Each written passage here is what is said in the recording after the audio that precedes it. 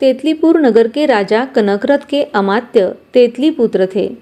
तेतलीपुत्र एक स्वर्णकार की पुत्री पोट्टिला पर अनुरक्त हुए और शुभ मुहूर्त में दोनों का विवाह हुआ।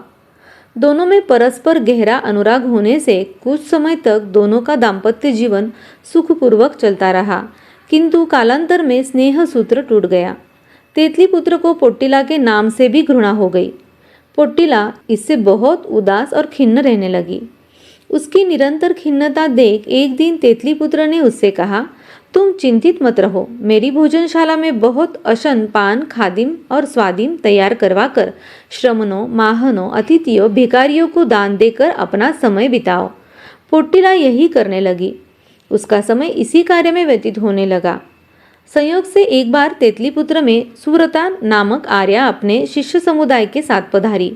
उनकी कुछ साध्वियां यथा समय गोष्ठी के लिए निकली और तेतलीपुत्र के घर पहुंची।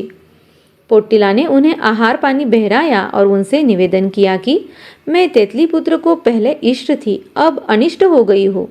आपके पास कोई चूर्ण या वशीकरण मंत्र हो तो बतलाइए, जिससे मैं तेतलीपुत्र को पुनः अपनी ओर आकृष्ट कर सकूं। पोट्टिला का कथन सुनते ही साध्वियों ने हाथों से अपने कान ढक लिए और कहा, देवानुप्रिय, हम ब्रह्मचारिणी साध्वियां हैं, हमारे लिए ऐसी बातें सुनना भी निषिद्ध है। चाहो तो सर्वज्ञ प्ररूपित धर्म सुना सकते हैं। उसने धर्मोपदेश सुनकर श्राविका धर्म अंगीकार किया। इससे उसके अंतरात्मा में धर्म के प्रति रस उत्पन्न हो गया। फिर उसने संयम अंगीकार करने का संकल्प कर लिया। तेतलीपुत्र के पास अनुमति मांगी तो तेतलीपुत्र ने कहा, तुम संयम स्वीकार करोगी तो आगामी भव में अवश्य किसी देवलोक में उत्पन्न होगी। वहां से आकर यदि मुझे प्रतिबोध देना स्वीकार करो तो मैं अनुमति देता हूँ, अन्यथा नहीं। पोट्टिला ने तेतलीपुत्र की यह शर्त स्वीकार कर ली और वह दीक्षित हो गई। संयम पालन कर आयुष्य पूर्ण होने पर देवलोक में देवता के रूप में उत्पन्न हुई। कनकरथ राजा राज्य में अत्यंत गृद्ध और सत्ता लोलुप था। अपना कोई पुत्र बड़ा होकर राज्य न हथिया ले, इस भय से वह अपने हर पुत्र को जन्मते ही विकलांग कर देता था। उसकी यह लोलुपता और क्रूरता देखकर रानी पद्मावती को बहुत चिंता हुई। वह जब गर्भवती थी तब उसने तेतलीपुत्र को गुप्त रूप से अंतपुर में बुलवाया और होने वाले पुत्र की सुरक्षा के लिए मंत्रणा की। संयोग से जब रानी पद्मावती ने पुत्र को जन्म दिया तभी तेतलीपुत्र की पत्नी ने मृत कन्या को जन्म दिया। पूर्वकृत निश्चय के अनुसार तेतलीपुत्र ने पुत्र और पुत्री की अदला बदली कर दी। अपनी पत्नी को सब रहस्य बतला दिया। राजकुमार कनकध्वज वहां सुरक्षा में बड़ा होने लगा। कनकरथ राजा की जब मृत्यु हुई तो उसके उत्तराधिकारी की चर्चा चली। तेतलीपुत्र ने समग्र रहस्य प्रकट कर दिया और राजकुमार राजसिंहासन पर आसीन हो गया।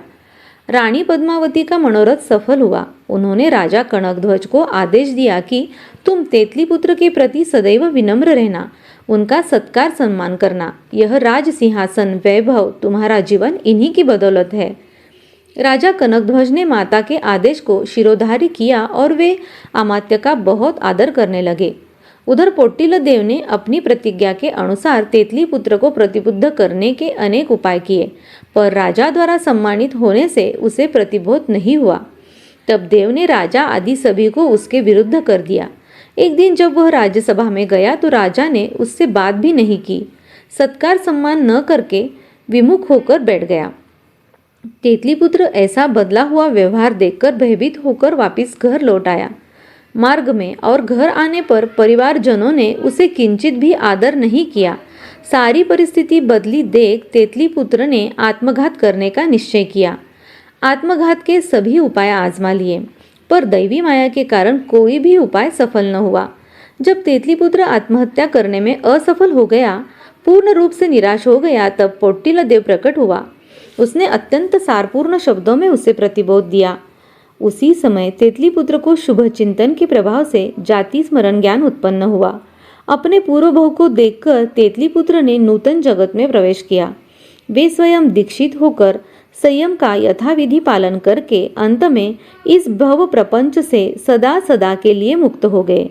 अनंत असीम अव्याबाद आत्मिक सुख के भागी बन गए।